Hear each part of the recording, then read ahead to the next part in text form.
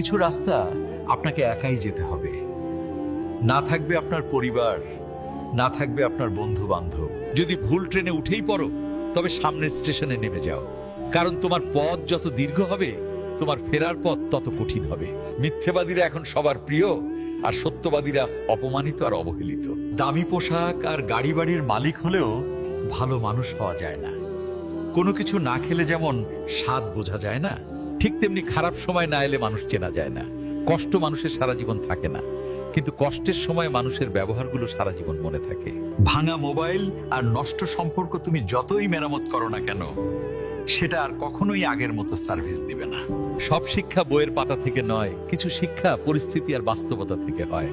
টাকা মানুষকে বড়লোক বানাতে পারে, কিন্তু ভদ্রলোক নয়। অপমানিত হওয়া স্থানে কখনো দ্বিতীয়বার যাবেন না, কারণ যেখানে আপনার সম্মান নেই, সেখানে আপনার না যাওয়াটাই ভালো।